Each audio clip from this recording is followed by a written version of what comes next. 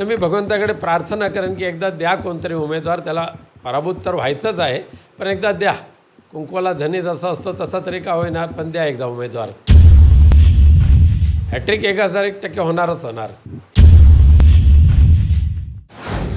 मी सर्वप्रथम या लोकसभेकरता पुनश्च एकदा संधी दिली त्याबद्दल माझे पक्षप्रमुख माननीय उद्धवजी ठाकरे, आमचे शिवसेना नेते माननीय आदित्यजी ठाकरे, संजयजी राऊत, अन्य सर्वच शिवसेनेचे नेते माननीय दिवाकरराव रावते साहेब आणि या सर्व नेत्यांचं मनापासून आभार व्यक्त करतो.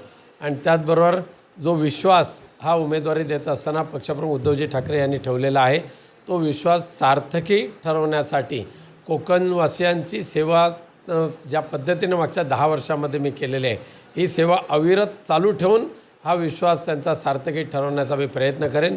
आणि त्यामुळे खूप आनंद आहेच पुनश्च एकदा संधी मिळाल्याबद्दल, आणि खात्रीसुद्धा आहे की कोकणवासीय आपल्या विनायकाला पुन्हा एकदा भरभरून आशीर्वाद देतील. हॅट्रिक 1001% होणारच होणार. एकीकडे तुमची उमेदवारी जाहीर झाली, मात्र विरोधात कोणीही उमेदवार जाहीर झालेले नाही भाजप किंवा त्यांच्या शिवसेनेकडनं, त्या संदर्भात काय? नाही, मी भगवंताकडे प्रार्थना करेन की एकदा द्या कोणतरी उमेदवार, त्याला पराभूत तर व्हायचंच आहे, पण एकदा द्या. कुंकवाला धनी जसा असतो तसा तरी का होईना, पण द्या एकदा उमेदवार.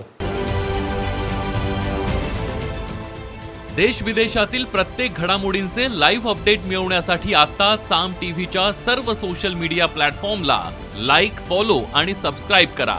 तसंच सर्व नोटिफिकेशनसाठी बेल आयकॉन प्रेस करायला विसरू नका.